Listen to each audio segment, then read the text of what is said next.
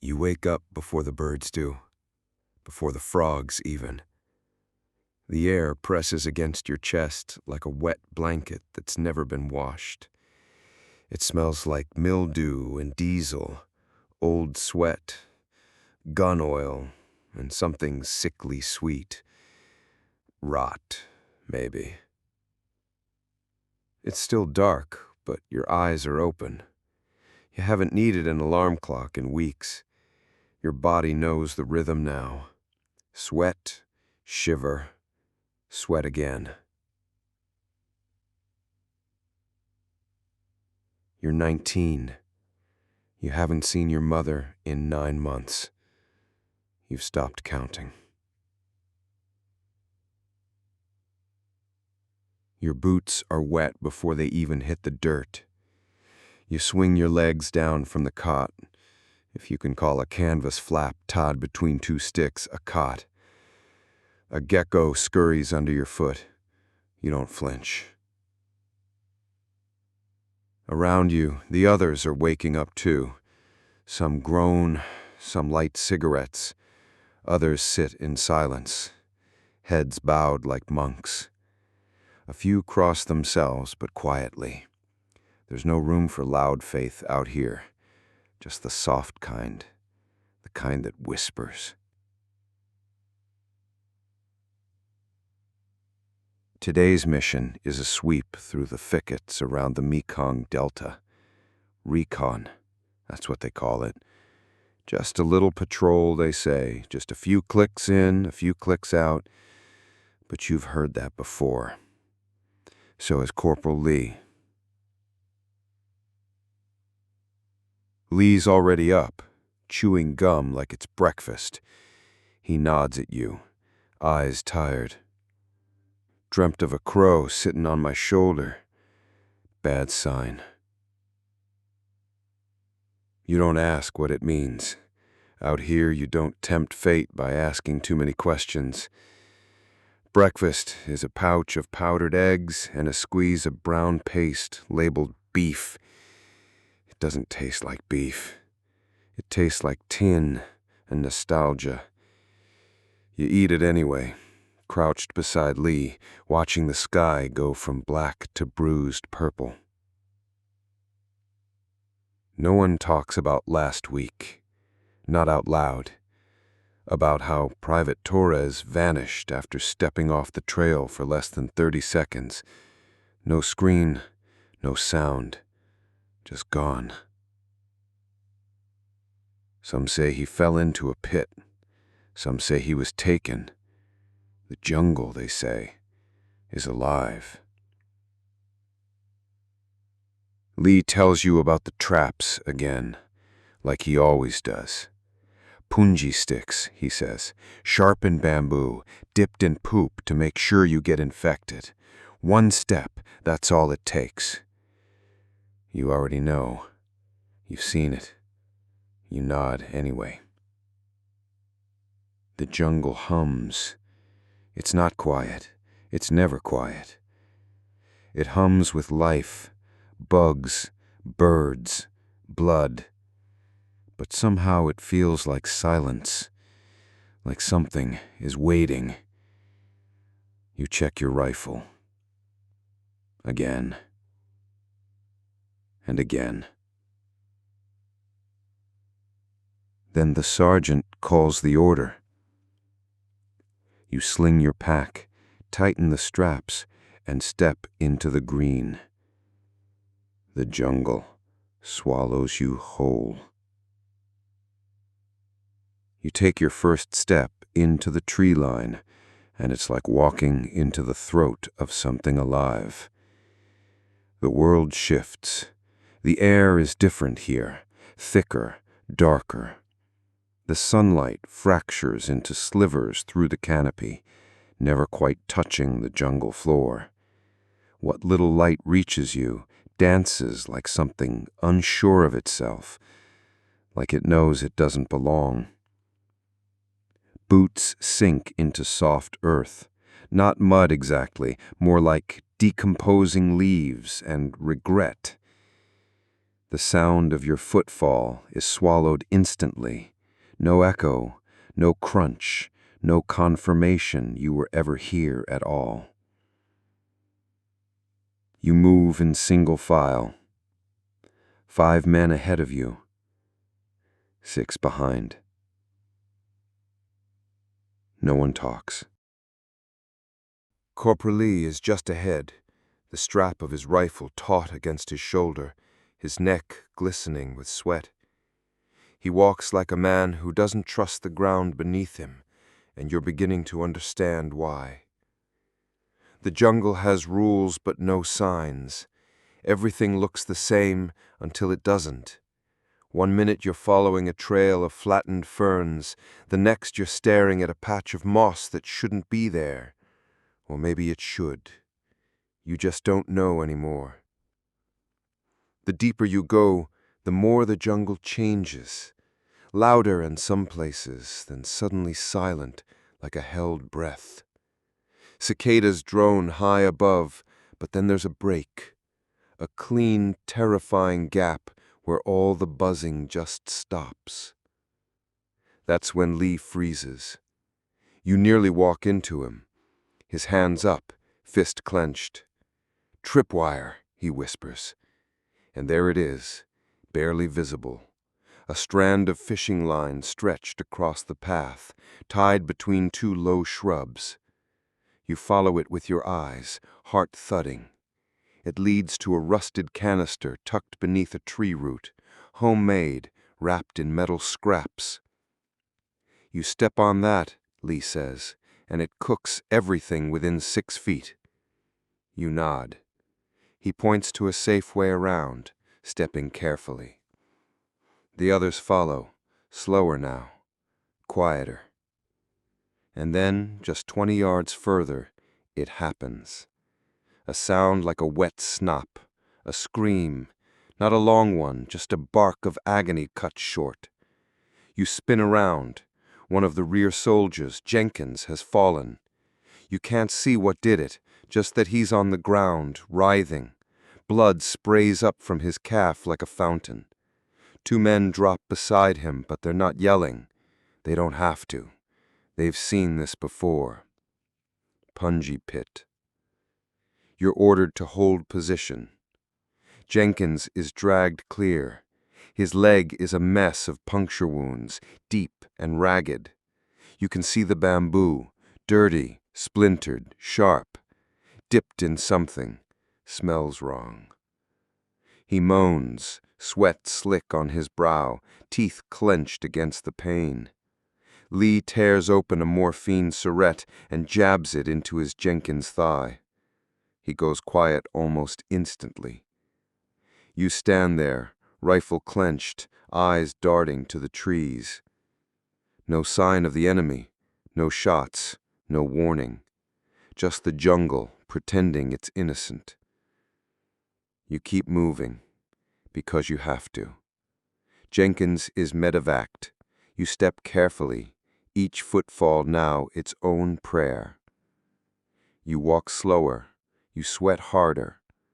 Time drags like a body through the mud. The whisper. "Back home, I used to mow the lawn on Sundays," Lee says. "Had this dog that barked at the mower every single time. Miss that damn dog." You say nothing. You want to say something, but it feels too sharp, too clean for this place. So you both walk on. The jungle itself. Vines as thick as rope curl from the canopy like the fingers of some bored god. Everything drips. Leaves drip. Bark drips. Even your gear drips. Sweat, rain, sap, blood. You're not sure anymore. Your pack is heavier than it was this morning. Or maybe it's your heart. There's a moment when you pass a hollow log that hums like a beehive. Something shifts behind it, but you don't stop to check. You've learned not to look too long at anything here. As the patrol halts for a water break, you crouch low beside a tree with blackened bark. There's a metal sign embedded in the roots, rusted, bent, half swallowed by the earth. American lettering, faded. You wipe at it gently. It reads, Camp Raven, established 1966. But your sergeant told you no such camp ever existed. And Lee, he doesn't remember this stretch of jungle at all. You crouch under the canopy with your back against a tree that oozes something amber and sticky. The sweat clings to your spine like a second skin, your hands raw from gripping your rifle too tightly. No one speaks for a while. You're deep now, miles from base, miles from where helicopters can land safely. The air has that heavy stillness again, the kind that makes your ribs feel like cages. You check your watch, though you know it barely matters. In the jungle, time doesn't pass, it rots. Your stomach growls. Lee hears it and gives a weak chuckle. Gourmet time, he mutters, digging into his rucksack. You pull out a tin labeled ham and eggs chopped, MRE. The lid is slick with condensation and mud. You pop it open with a dull chink and immediately regret it. The smell is metallic and sour, like wet paper soaked in vinegar. What you eat anyway, everyone does.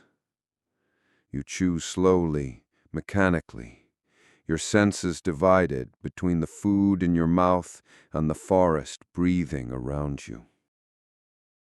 Lee produces a cigarette and offers you one. You take it, even though it tastes like smoke-drenched dirt. You both sit quietly, smoke curling into the ferns. Then Private Nolan pulls out a letter from home. "Mind if I read it?" he asks. No one objects. Anything that breaks the silence feels like mercy. He unfolds the paper carefully, like it might fall apart from the humidity. "Dear Mikey, I hope you're staying dry over there. Your little brother kicked the TV again. I told him if he breaks it, he's going to have to write to you instead of watching Bonanza. Your dad misses you but won't say it. The dog sleeps in your bed now. Love, Mom." There's a silence after. Not empty, full. You can feel the weight of it settling over all of you. A memory of home, wrapped in laughter and distance. You think about your own family. You haven't written them in weeks. What would you even say? "Hey, Mom, today I saw a man's leg turn into red soup. Hope that tomatoes came in this year." You don't write because you don't want to lie, but you can't tell the truth either. Then, a pop. Not loud, not a gunshot. A click followed by a sharp crack, and everything explodes. Instant chaos broke. You dive into the brush as the blast echoes. Dust, screams, dirt in your mouth. You roll onto your stomach, fingers digging into roots. "Mine," someone yells. "Pressure plate." One of the new guys, Hernandez, is down. His leg's gone below the knee. It wasn't a big mine, not military issue. A homemade trap, pressure activated, packed with shrapnel and nails. Blood is everywhere. Bits of torn fabric cling to the tree bark. A boot lies 10 feet away. Someone's already tying a tourniquet. Lee's yelling into the radio. The jungle doesn't answer. No Viet Cong in sight, just the trap they left, hidden beneath leaves like a cruel whisper. You sit back, chest heaving, ears ringing. You think you hear laughing, but it's just birds again. Later, quiet returns. The medvac won't come this deep, not yet. They move Hernandez as best they can. You carry his pack. It feels heavier than your own. You walk again. And this time, you don't look up. You keep your eyes on the ground, always scanning, always guessing. You know now, the jungle is not what it seems. It's not green. It's red. Quietly, invisibly red. Beneath every leaf is the chance to die. That night, you sit near a termite-eaten log, the moon high, but filtered, fractured. The stars feel like they're watching. You try to write a letter. Dear Dad, remember that fishing trip in Wisconsin? I missed the silence. Out here, silence means someone's about to die. I hope the boat's still working. If I make it out, maybe we could. You stop. Crumple the page. Start again. You never finish. Lee sits next to you, chewing on a toothpick, his legs stretched out, one boot off to air out a blister. I think I stepped over 6 different tripwires today. You nod. And how many did we miss?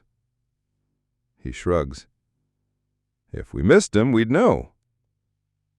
You both laugh.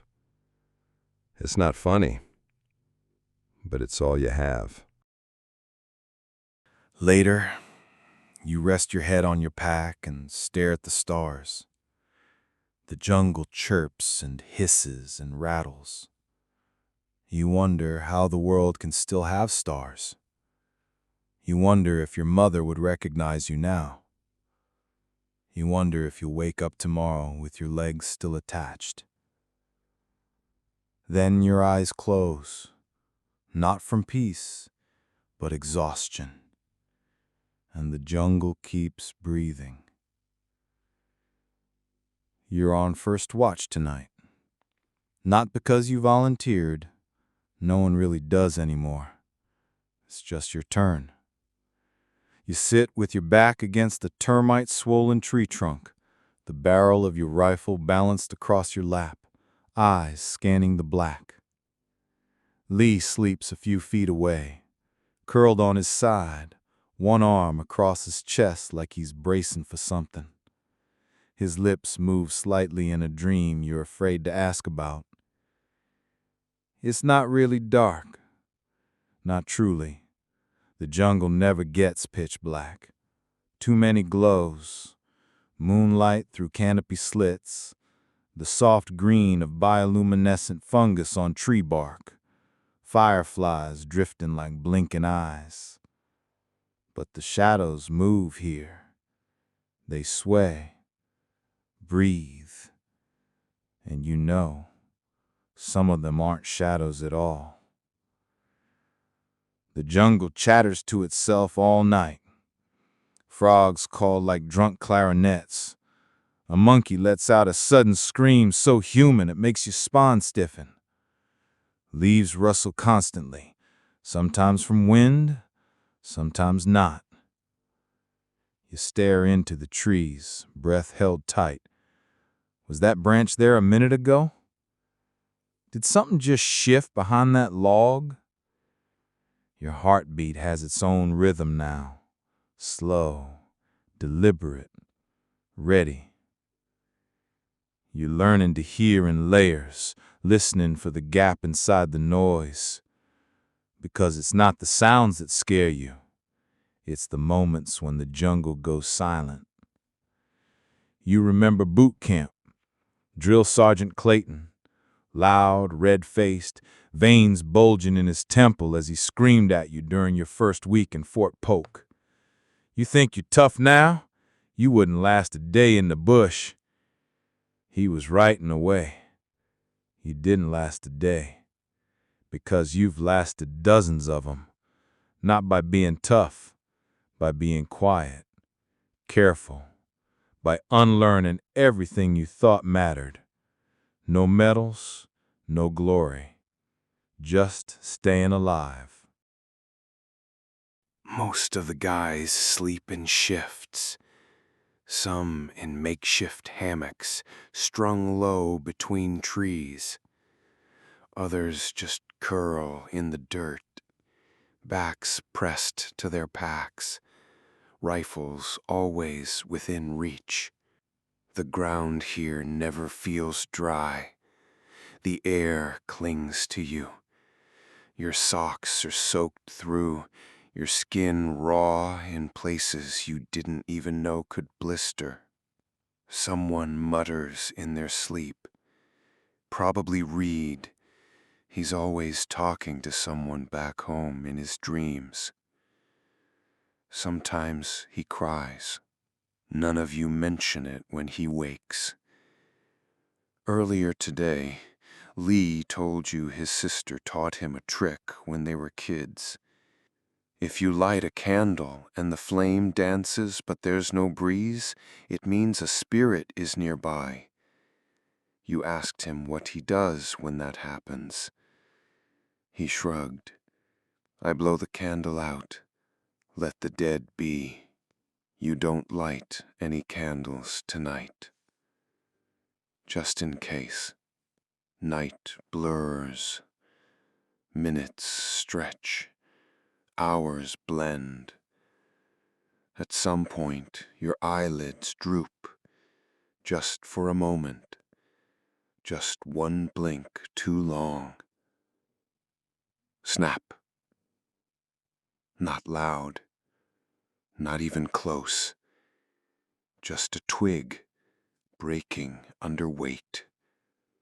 Your eyes shoot open, rifle up. You stare into the dark.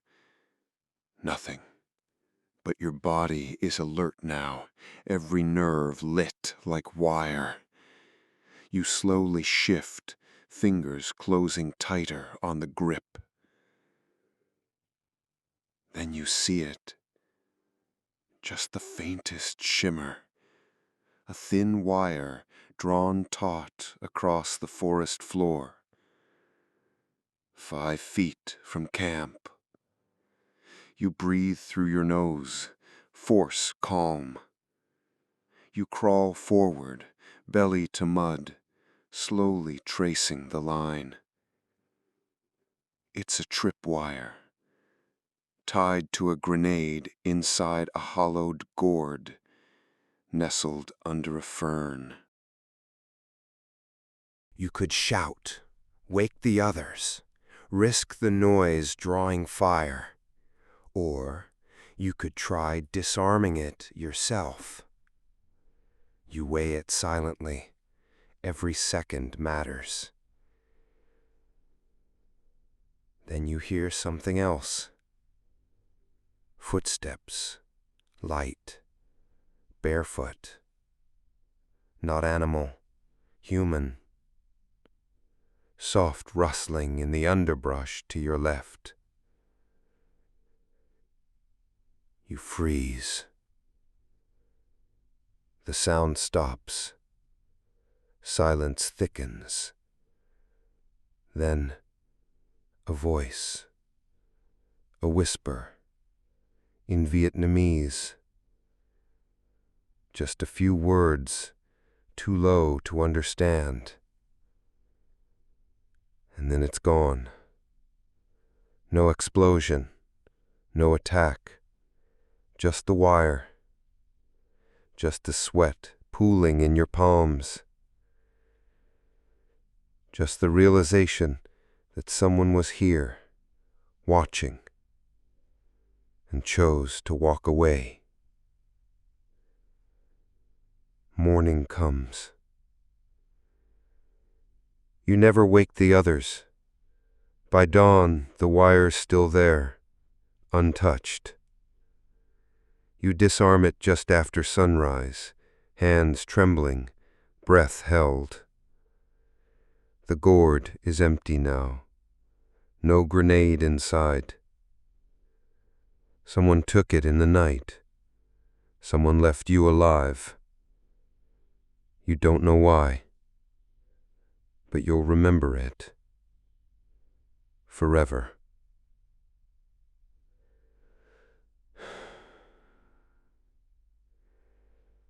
You're moving again.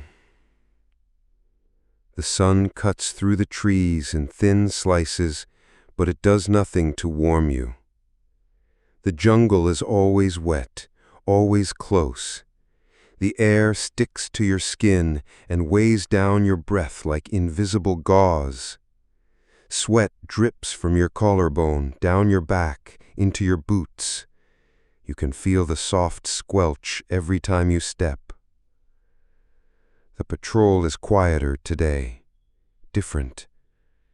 Something about last night has changed the way everyone walks. Slower, sharper.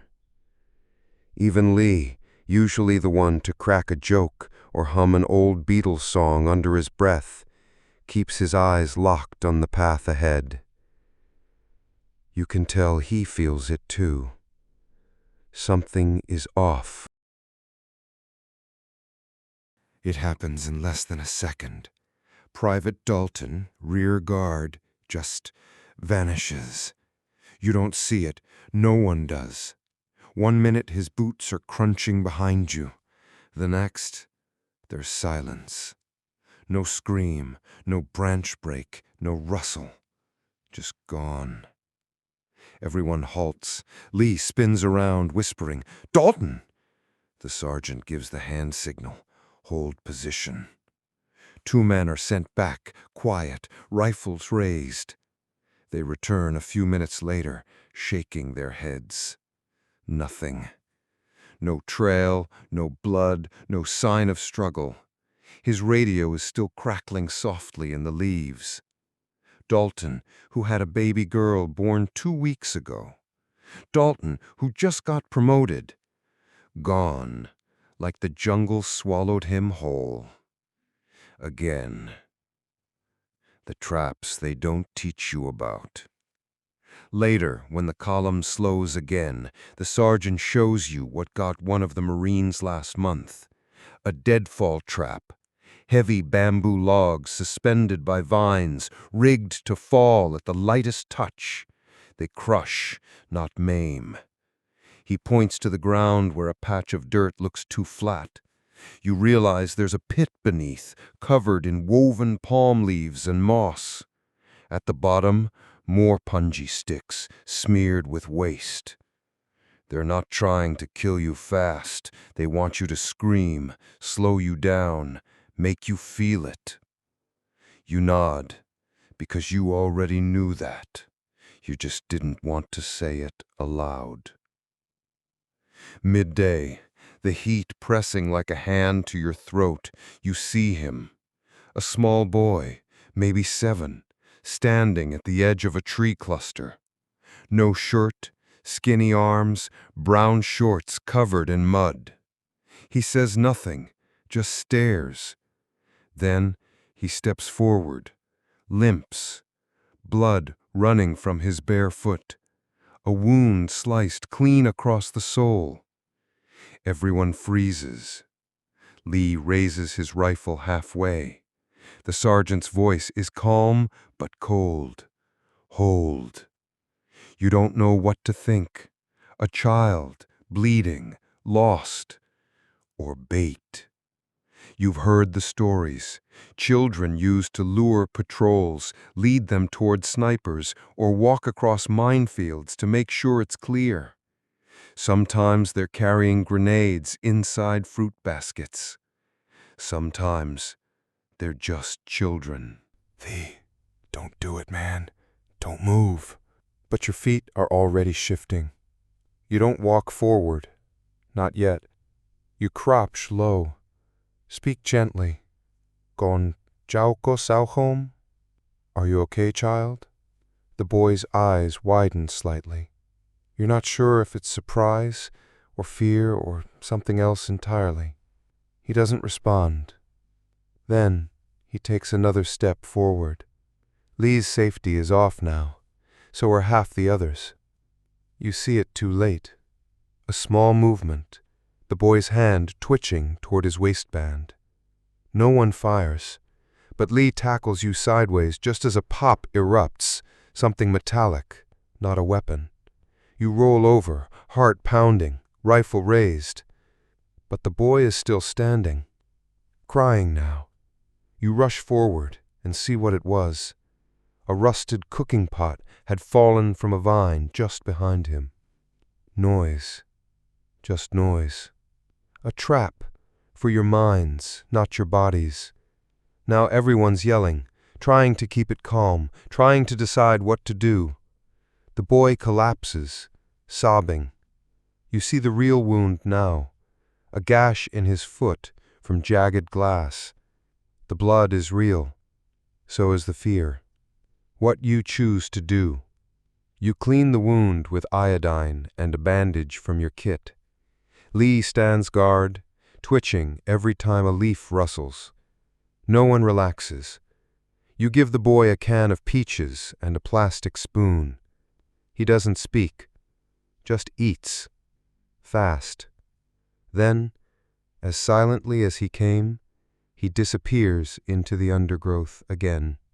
You'll never know who he was, what side his family was on, whether he was alone, whether you saved him or stepped into a larger trap. You just know you couldn't leave him bleeding. Not even here, not even now. That night you try to sleep.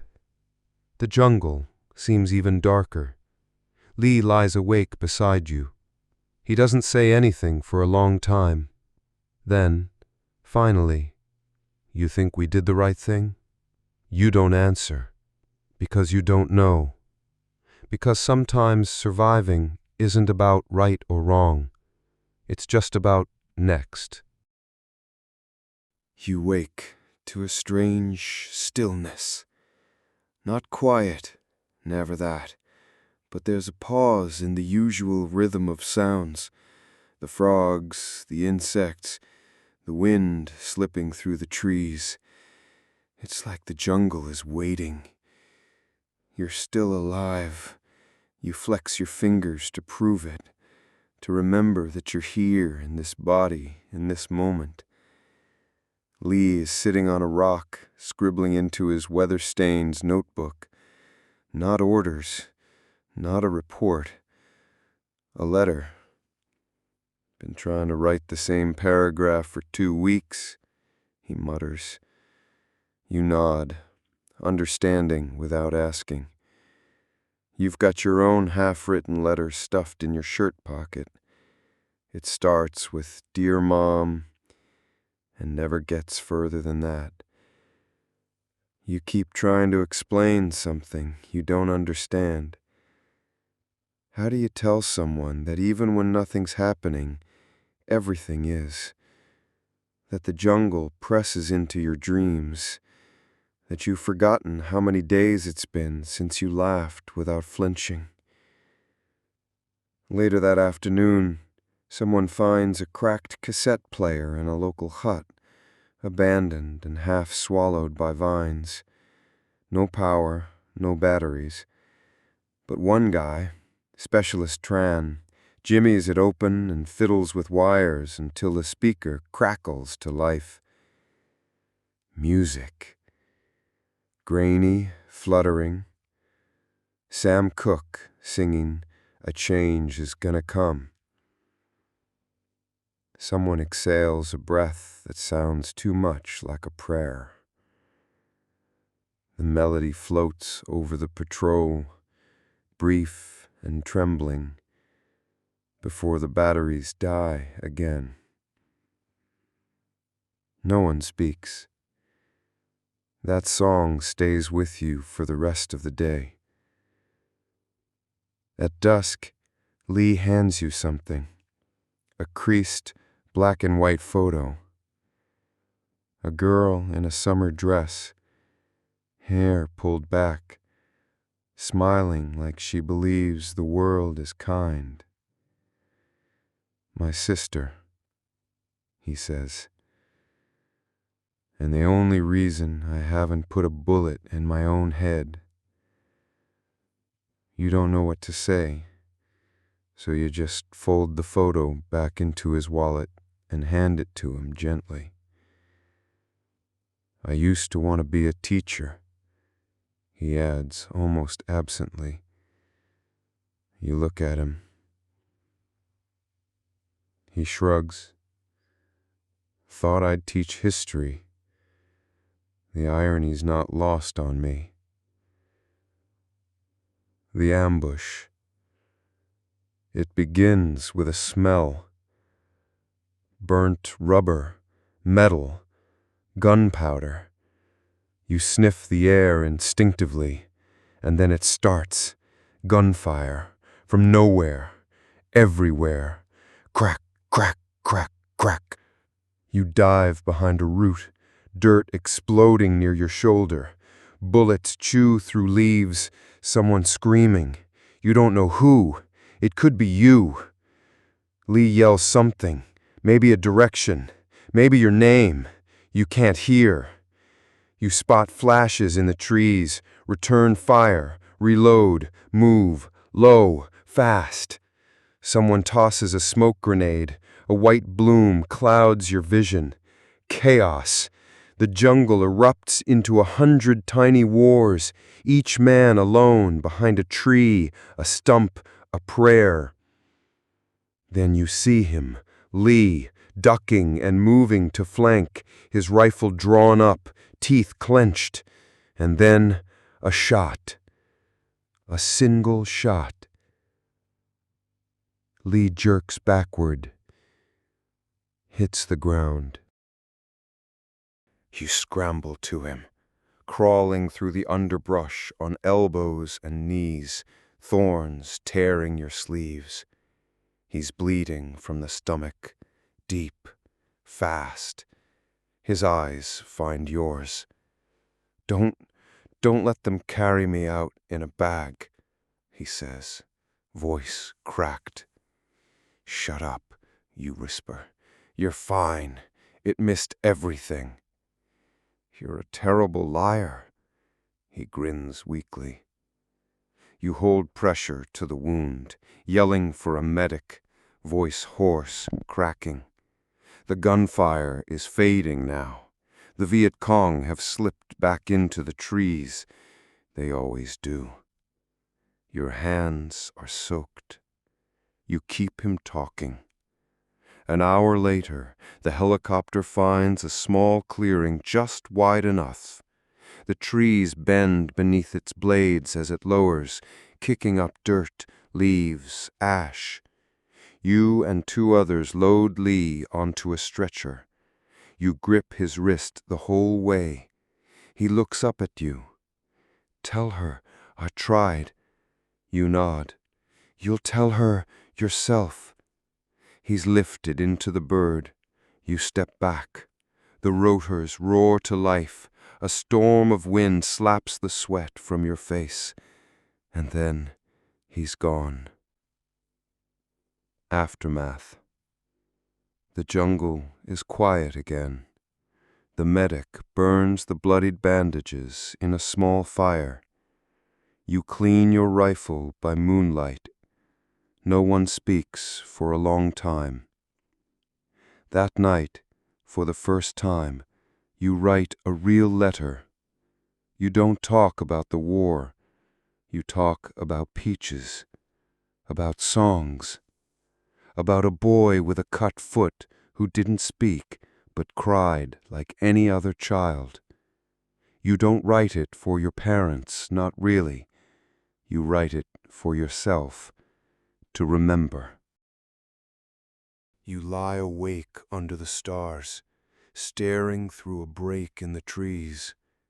Somewhere far off, an owl calls. You think of Lee in a field hospital, maybe cursing at a nurse, maybe slipping away. You hope it's the first. You decide, if you ever make it home, you'll teach history for both of you. You'll start with this jungle. The morning fog clings low to the roots and branches, curling like smoke from a dying fire. The air is heavy. Every footstep feels like it sinks an inch deeper into the past. You're walking point now. Lee isn't here to do it. You keep scanning the trail, ears tuned for the unnatural snap of a twig, the ticking of a tripwire, the silence that means something is about to go very, very wrong. You've learned that the jungle doesn't tell you things. It whispers, then takes. You haven't cried. Not for Lee, not for Carson, not even when Morales walked into a minefield and left most of himself behind. It's not strength, it's strategy. There's a wall inside you now, carefully stacked, stone by stone. Each loss becomes a brick, each scream mortar. Behind that wall is everything you want to protect, your sanity, your hope, your name. Because names are dangerous. Once you start saying them again, Lee, Morales, Carson, you risk remembering they were real, and real people can die. Later that day, you're ordered to help with a new mission. Clearing out a tunnel complex discovered beneath a burned-out hooch. You drop low into the dark.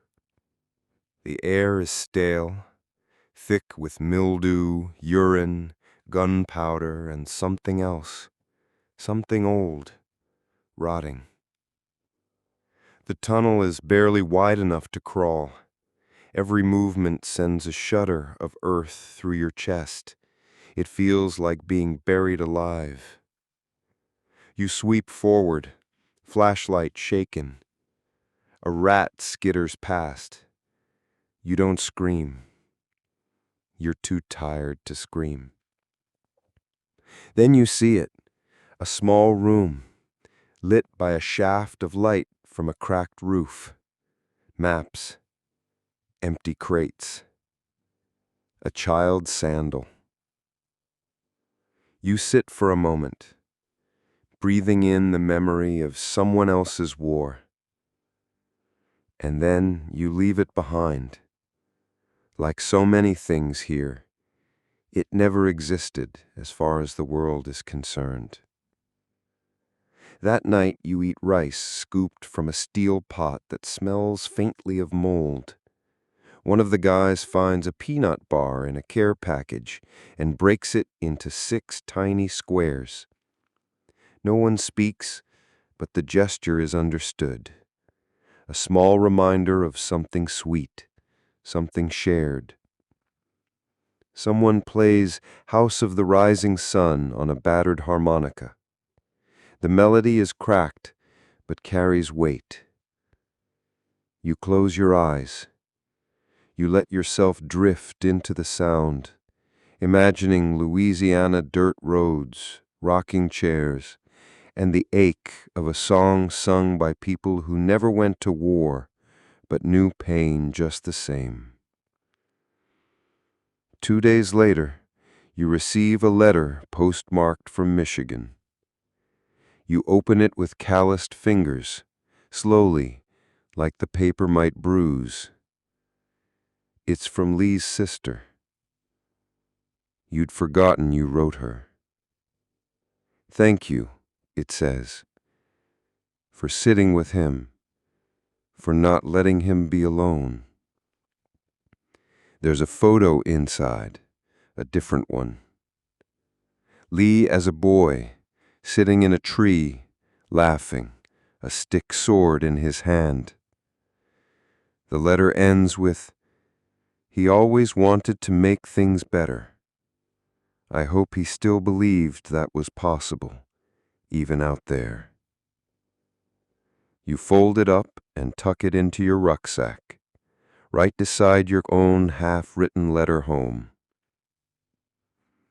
You don't cry, but for the first time in days, you feel your name again.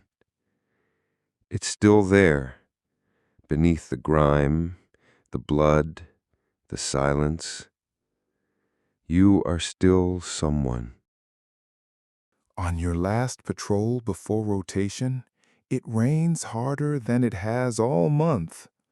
The mud pulls at your boots. The water soaks your skin. The trees blur together into a watercolor of green and gray. You walk through it all. At one point, you pass a line of ants rebuilding a torn nest, working, carrying, starting again. You envy them. They don't build walls inside themselves. They just keep moving forward. Going home. You board the transport plane days later. Your rifle is cleaned, your uniform stained, your eyes older. No one claps for you. No one throws a parade. You sit in silence, looking out the window as the jungle recedes beneath you like a dream you can't quite believe you survived. Weeks later, you find yourself standing on a curb in your hometown, duffel slung over one shoulder. The world is quieter than you expected, slower. Someone drives by, honks. You flinch. You walk home, past the diner, past the school where you once memorized the names of battles you thought you understood. You knock on the door. It opens, and the world doesn't stop turning. You step inside. At night, sometimes you wake sweating. The jungle's still with you, in your pulse, your dreams, the way you scan a room without realizing it. You never tell the whole story, just pieces, just shadows. But when you hear the word Vietnam, you go quiet. And if someone asks what it was like, you say, you wouldn't last a day. But you did. You lasted. And that's something no one can take away, not even the jungle.